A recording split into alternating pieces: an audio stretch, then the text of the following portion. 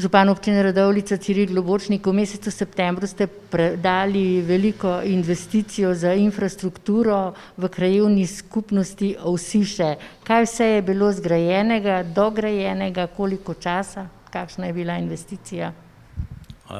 Ja, moram povedati, da je bila to kar ena zelo velika investicija v krajevni skupnosti Podnart, gre pa za kraj Ovsiše, Povšica in pa Dobravica, za 3 kraje. Lahko rečem, da smo ta projekt začeli že lansko leto.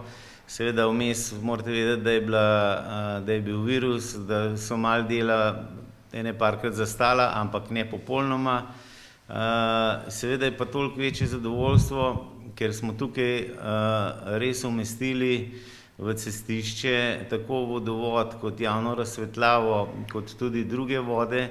In pa glede na to, da je toliko zalednih vod, smo tudi odvodnjavanje, ponikovalnice, vse to je bilo narejeno v sklopu tega projekta. Seveda skupaj z roko v roki smo pa šli tudi z Elektro Gorenjska, kjer so pač kablirali določene odseke, tako da je projekt, kar se naše strani tiče, bil ovrednoten na 560 tisoč evrov in je velika pridobitev za te 3 omenjene kraje.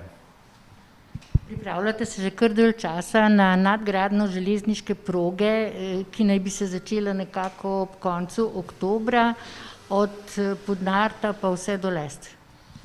Ja, res je, 17. oktobra se zapre ta odsek železniške proge.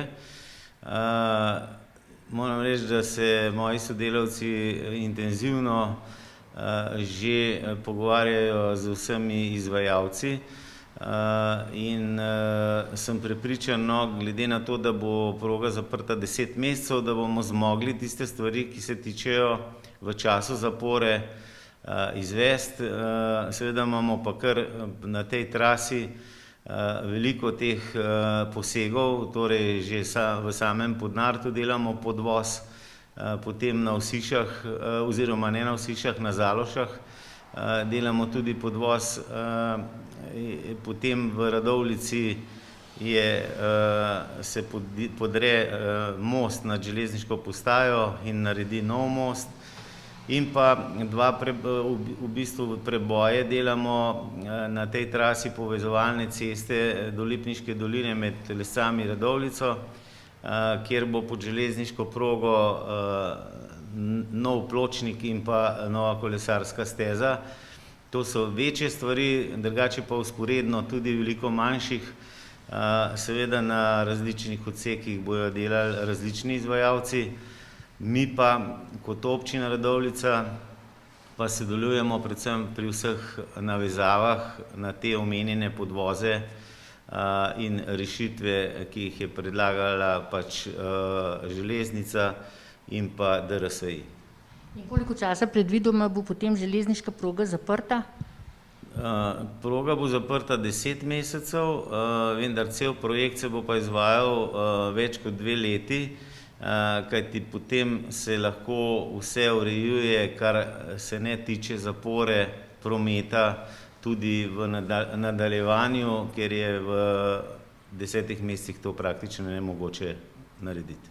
Na predzadnji seji so vas občinski svetniki zadolžili, da se pogovorite z direktorjem Doma Janka Benedika, in na tej seji ste verjetno nekaj spregovorili tudi o tem.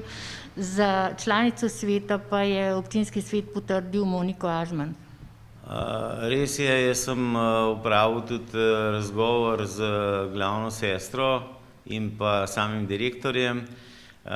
Jaz lahko samo povem, da strokovno imajo zelo visok nivo v tem domu in jaz jim želim, da bojo to nadaljevali in uspeli v bistvu zadržati tako stanje, ker nimajo nobenega pozitivnega njihovega stanujočega. Seveda je pa trenutno poteka tudi izredni nadzor, ki ga pa upravlja ministrstvo. torej o vseh finančnih in ostalih transakcijah, kar se tiče doma. In na osnovi tega poročila bo potem znano, kako dom posluje in pa kakšni bojo ukrepi za naprej. Lahko pa rečem, da je občinski svet potrdil Moniko Ažman, predvsem iz strokovnega stališča, ker je na tem področju vodilna, je predsednica Sestrske zbornice Slovenije in smo pravzaprav zelo zadovoljni, da imamo tako dobre svetnike, da jih lahko potem v posamezne inštitucije damo kot kvalitetne in visoko strokovno podkovane. Sedaj potekajo zbiranje dokumentov za gradnjo Qlandie v Lescah. Res je, no, ta del mi imenujemo TNC 2 in bo zadnji del pravzaprav zapolnjen v tem velikem področju med Lidlom in Eurospinom. Tako da, ja, pričakujemo nekje pridobitev gradbenega dovoljenja do konca leta. In pa potem sama izgradnja do jeseni naslednjega leta, tako da bo to področje delovalo kot celovito. V zdajšnjem času pa lahko vidite, da se tudi malenkost širi sam Lidl na tem območju, tako da bo še bolj sodoben in pa še bolj prijazen našim potrošnikom. Hvala za vaše odgovore.